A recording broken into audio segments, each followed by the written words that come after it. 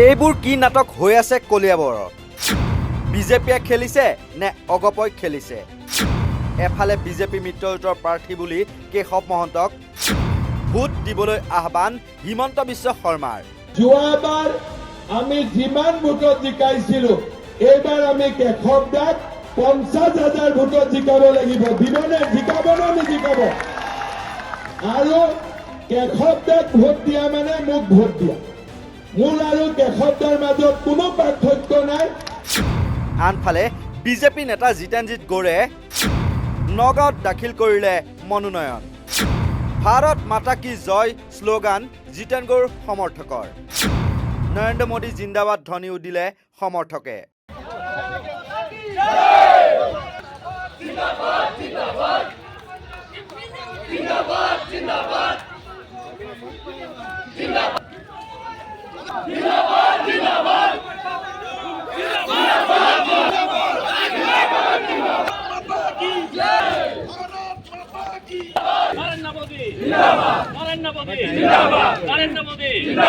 হয়, সোমবাৰে মুখ্যমন্ত্ৰী হিমন্ত বিশ্ব শৰ্মাই মন্ত্ৰী কেশৱ মহন্তৰ মনোনয়ন দাখিলৰ সময়ত উপস্থিত থাকি বিজেপিৰ মিত্ৰজোঁটৰ প্ৰাৰ্থী হিচাপে প্ৰচাৰ চলাই সকলো বিজেপি নেতা কৰ্মীক কেশৱ মহন্তৰ লগত থাকিব বুলি দাবী কৰাৰ লগতে ভোট দিবলৈও আহ্বান জনায়।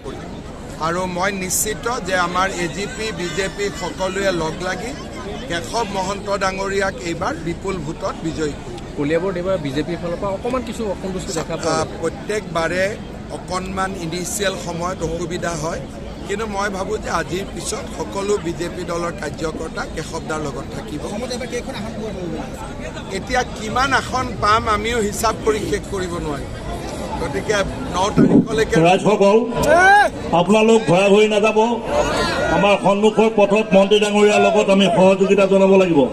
কিন্তু এইবাৰ আমি অভূতপূৰ্ব ভাল ফলাফল কৰিবলৈ সক্ষম। কিন্তু এইগৰাকী কলিয়াবৰৰ বিজেপি নেতা জিতেনজিৎ গৌৰে আকুৰগুচ স্থিতি এটাত থাকি তেওঁ নিৰ্দলীয় খেলিলেও তেওঁ বিজেপিয়ে বুলি দাবী কৰে। আহি থকা বিধানসভা নিৰ্বাচনত এইবাৰ এই ভয় ভাবুকি অপশাসন আৰু এই যি ন্যায় অন্যায়ৰ যি যুঁজ আমি ন্যায়ক আমি প্ৰতিষ্ঠা কৰিবৰ কাৰণে আমি সংকল্পবদ্ধ হৈছোঁ। ইয়াতে সমগ্ৰ কলিয়াবৰীয়া ৰাইজে আমাক আজি ইয়াত আশীষ প্ৰদান কৰিছে আৰু আহি থকা দিনত স্বতঃস্ফূৰ্তভাৱে ৰাইজ ওলাই আহিছে। গাঁৱে ভূঞে যেতিয়া আমি যেতিয়া মিটিং সভা কৰিছিলোঁ সকলোখিনি কৈছে যে বিজেপিৰ এজন বিধায়ক লাগে কলিয়াবৰত। কেশৱ মহন্ত আৰু অসম গণ পৰিষদ দলত মানুহৰ আৰু আস্থা নোহোৱা হৈছে, গতিকে আমি বিজেপিৰ বিধায়ক হ'বৰ কাৰণে প্ৰাৰ্থী পাবৰ কাৰণে আমি ৰাষ্ট্ৰীয় ৰাজ্যিক নেতৃত্বক আমি অনুৰোধ জনাইছিলোঁ, কিন্তু মিত্ৰতাত এই বিধানসভা সমষ্টি পুনৰবাৰ অসম গণ পৰিষদ দলক এৰি দিয়া আমি দেখা পালোঁ। গতিকে কলিয়াবৰীয়া বিজেপিৰ যি আমাৰ কাৰ্যকৰ্তা আছে সকলোখিনিৰ উপস্থিতিত আজি আপোনালোকে দেখি আছে কলিয়াবৰীয়া ৰাইজৰ সন্মুখত মুকলিভাৱে আমি নিৰ্দলীয়কে নিৰ্বাচন আমি খেলিম বুলি পেলাই আমি ৰাইজৰ ওচৰত আশীৰ্বাদ বিচাৰিলোঁ। আৰু আহি থকা দিনত আমি ভাৰতীয় জনতা পাৰ্টিতে থাকি আমি নিৰ্দলীয়ভাৱে নিৰ্বাচনত অৱতীৰ্ণ হ'ম। কলিয়াবৰত বিজেপিক আমি প্ৰতিষ্ঠা কৰি এই অপশাসন দুৰ্নীতি ভ্ৰষ্টাচাৰ উপৰাই ন্যায় আৰু নিষ্ঠা আৰু সততা আমি ইয়াত স্থাপন কৰিম, প্ৰতিষ্ঠা কৰিম বুলি আজি আমি সংকল্পবদ্ধ হৈছোঁ। সোমবাৰে নগাঁও জিলা আয়ুক্তৰ কাৰ্যালয়ত নিৰ্দলীয় প্ৰাৰ্থী হিচাপে মনোনয়ন দাখিল কৰে যদিও নৰেন্দ্ৰ মোদী জিন্দাবাদ, ভাৰত মাতা কি জয় আৰু জয় শ্ৰীৰাম ধ্বনি দিয়ে জিতেনজিৎ গৌৰৰ সমৰ্থকে। মুখ্যমন্ত্ৰীয়ে ডাঠি বিজেপি নেতা কৰ্মীয়ে অসম গণ পৰিষদৰ কেশৱ মহন্তকে ভোটদান কৰিব বুলি ক'লেও কলিয়াবৰত দুটা ভাগত বিভক্ত হ'ল নেকি বিজেপি? এছামে মুকলিকৈ জিতেনজিৎ গৌৰক সমৰ্থন দিব নেকি? কেশৱ মহন্তৰ দুৰ্গ খহাবলৈ বদ্ধপৰিকৰ বিজেপিৰ নেতাকৰ্মী। দেওবাৰে নলতলীৰ ৰাজীৱ গান্ধী ক্ৰীড়া প্ৰকল্প প্ৰাংগণত 20 বছৰ ধৰি বিধায়ক তথা দুবাৰকৈ মন্ত্ৰী হোৱা অগপ দলৰ কাৰ্যকৰী সভাপতি কেশৱ মহন্তৰ বিৰুদ্ধে ওলাই আহিল হাজাৰ হাজাৰ লোক। এইবাৰ বিধানসভা নিৰ্বাচনত কেশৱ মহন্তক পৰাজিত কৰিবৰ কাৰণে ওলাই আহিছে কলিয়াবৰৰ বিভিন্ন প্ৰান্তৰ পৰা সাধাৰণ ভোটাৰ। আমি যি প্ৰয়াত অটল বিহাৰী বাজপেয়ীজীৰ আমাৰ প্ৰধানমন্ত্ৰী নৰেন্দ্ৰ মোদী ডাঙৰীয়া আৰু আমাৰ যশস্বী মুখ্যমন্ত্ৰী হিমন্ত বিশ্ব শৰ্মা, দিলীপ শইকীয়া ডাঙৰীয়াৰ যি ভাৰতীয় জনতা পাৰ্টীৰ নীতি আদৰ্শ, এই নীতি আদৰ্শ কলিয়াবৰত প্ৰতিষ্ঠা কৰিবৰ কাৰণে আমি এইবাৰ জিতেন গৌৰ ডাঙৰীয়াক আমি কলিয়াবৰ বাকী ৰাইজৰ হৈ পেলাই তেখেতক আগবঢ়াই দিছোঁ। আৰু কলিয়াবৰত আমি যি সম উন্নয়ন সমবিকাশ হোৱা নাই, আমি যি সম উন্নয়ন সমবিকাশৰ কাৰণে কৰি আছোঁ কাম, সেই বিজেপিৰ নীতি আদৰ্শ আমি প্ৰতিষ্ঠা কৰিবৰ কাৰণে আমি এইখন যুদ্ধ ঘোষণা কৰিছোঁ। যে এইবাৰ কোনো কাৰণতে তহঁতক ভোট দিব নোৱাৰো। আমি ক'লো যে খুৰা কিয় নোৱাৰে, যে চা যোৱা 5 বছৰৰ আগতো তহঁত নিৰ্বাচনৰ কাৰণলৈ ভোট দিবলৈ আমাৰ ওচৰলৈ আহিছিলি, তেতিয়াই দেখোন কৈছিলি পানীৰ কথা আৰু বিভিন্ন ৰাস্তা ঘাটৰ কথা, কিন্তু ক'তা আমাৰ ইয়াত ৰাস্তা ঘাটৰ কোনো উন্নতি নাইকিয়া, বিশেষকৈ পানীৰ উন্নতি নাই। এফালে যদি গৰুৱে পানী খাইছে, এফালে মানুহে পানী খাইছে। গতিকে মামা আপোনাক এটা কথাই কওঁ, ইয়াত আপুনি বদনাম হৈ আছে, আৰু আপুনি বদনাম নহ'বৰ কাৰণে আমি ইয়াত নিজাববীয়াকৈ বিজেপিৰ প্ৰাৰ্থী আমি আগবঢ়াই দিছোঁ। গতিকে আপুনি আহক, আপোনাক স্বাগতম।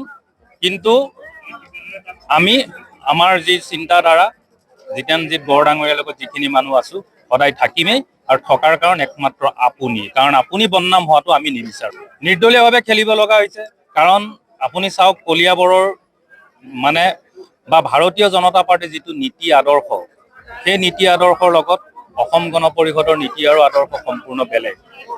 হয়তো ওপৰৰ পৰা NDA কৰি পেলাই বা মিত্ৰজোঁট কৰি পেলাই যদিও আমাৰ ইয়াত মানে অসম গণ পৰিষদক ইয়াত টিকেট দিয়া হয় বা আমি বিগত সময়ছোৱাত তেখেতক জিকাই আহিছোঁ, কিন্তু তাৰ পৰাতো একো ফলপ্ৰসূ পোৱা নাই, আমি একো লাভেই হোৱা নাই। আমাৰ কি হৈছে, আজি কলিয়াবৰে কি পালে?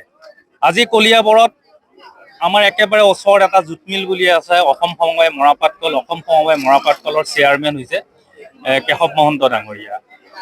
আজি কেশৱ মহন্ত ডাঙৰীয়া, আপুনি মোক কওক আপুনি কি কৰিলে? হয়তো আপোনাৰ নিচিনা এজন মন্ত্ৰী থকাৰ পিছতো যদি এই অসম সমবায় মৰাপাটকলত 700মান বা প্ৰায় 2000টা যদি পৰিয়াল যদি লঘোণে থাকিবলগীয়া হৈছে, এই লঘোণে থকাৰ কাৰণে একমাত্ৰ কাৰণ আপুনি। আপোনাক কওঁ যে আজি বাগান অঞ্চলেই হওক বা বিগত আপোনাৰ যিখিনি আমাৰ পশ্চিম ফালে যিখিনি আমাৰ ৰাস্তা ঘাট আছে, তাত উন্নতি নাই। যদি সেই মানুহখিনি ভোটকেইটা আপোনাৰ হ'ব পাৰে, তেন্তে হ'লে ৰাস্তা ঘাটবিলাকৰ উন্নতিৰ কাৰণ আপুনি কিয় হ'ব নোৱাৰে? তাৰ উত্তৰ দিয়ক। আপুনি কলিয়াবৰলৈ আহে, প্ৰত্যেক বছৰে মই দেখি আছোঁ যে যেতিয়াই মানে আপোনাৰ ইলেকশ্যন আহে তেতিয়াই আপোনাৰ আধাৰশিলা হয়। আধাৰশিলা কিয় হয়? আজি আপুনি আধাৰশিলাৰ কাৰণে আহিব লাগে নে ৰাইজৰ ওচৰলৈ আহিব লাগে যে চাওক বিগত 5 বছৰত মই আপোনালোকৰ কাৰণে এইখিনি কাম কৰিলোঁ? এনেকুৱা ধৰণৰ ঘটনা আপোনাৰ পৰা কিয় পাওঁ আমি লজ্জিত। যিটো সময়ত আপুনি উন্নয়ন কৰিব লাগে সেইখিনি সময়ত আপুনি বহি থাকে, আৰু ইলেকশ্যন আহিলে আপুনি কি কৰে, কেইটামান আপুনি মানে আধাৰশিলা লৈ আহিব, কোনোবা নামঘৰ বা মন্দিৰলৈ কেইটামান পইচা লৈ আহি ৰাইজক কি বুজাব বিচাৰিছে? আপুনি কণা হাঁহক পতান আৰু কিমান দিন দিব? এই প্ৰশ্নৰ উত্তৰ লাগে কেশৱ মহন্ত ডাঙৰীয়া। কিন্তু আজিৰ দৃশ্য এয়া সম্পূৰ্ণ বিপৰীত। বিজেপি নেতাকৰ্মীৰ লগতে অগপ নেতাকৰ্মীৰ সন্মুখতে বিজেপি অগপৰ মিলনৰ বাণীৰ লগতে 50,000ৰো অধিক ভোটত কেশৱ মহন্তক জয়ী কৰাব বুলি দাবী কৰে হিমন্ত বিশ্ব শৰ্মাই। যোৱাবাৰ আমি যিমান ভোটত জিকাইছিলো, এইবাৰ আমি কেশৱ দাক 50,000 ভোটত জিকাব লাগিব। দিবনে? জিকাব নে নিজিকাব? আৰু কেশৱ দাক ভোট দিয়া মানে মোক ভোট দিয়া। মোৰ আৰু কেশৱ দাৰ মাজত কোনো পাৰ্থক্য নাই। আৰু মই নিশ্চিত যে আমাৰ AGP BJP সকলোৱে লগ লাগি কেশৱ মহন্ত ডাঙৰীয়াক এইবাৰ বিপুল ভোটত বিজয়ী কৰিব। কলিয়াবৰত এইবাৰ বিজেপিৰ ফালৰ পৰা অকণমান কিছু অসন্তুষ্টি দেখা পোৱা যায়। প্ৰত্যেকবাৰে অকণমান ইনিচিয়েল সময়ত অসুবিধা হয়, কিন্তু মই ভাবোঁ যে আজিৰ পিছত সকলো বিজেপি দলৰ কাৰ্যকৰ্তা কেশৱদাৰ লগত থাকিব। এতিয়া কিমান আসন পাম আমিও হিচাপ কৰি শেষ কৰিব নোৱাৰিম। গতিকে 9 তাৰিখলৈকে ৰাইজসকল আপোনালোক ভয়া হৈ নাযাব। আমাৰ সন্মুখৰ পথত মন্ত্ৰী ডাঙৰীয়াৰ লগত আমি সহযোগিতা জনাব লাগিব। কিন্তু এইবাৰ আমি অভূতপূৰ্ব ভাল ফলাফল কৰিবলৈ সক্ষম। এতিয়া ধুঁৱলি কুঁৱলী হৈ থকা পৰিৱেশে ভৱিষ্যতে কি দিশে গতি কৰে সেয়া সময়ত হ'ব লক্ষণীয়। কিন্তু অগপ আৰু বিজেপিৰ মাজত মিত্ৰতাৰ নামত যে কলিয়াবৰত এক প্ৰকাৰৰ প্ৰহসন হৈছে সেয়া ধুৰুপ। কলিয়াবৰৰ পৰা ৰিদীপ শৰ্মাৰ সহযোগত কল্পজ্যোতি শইকীয়াৰ প্ৰতিবেদন, নৰ্থ ইষ্ট নাও।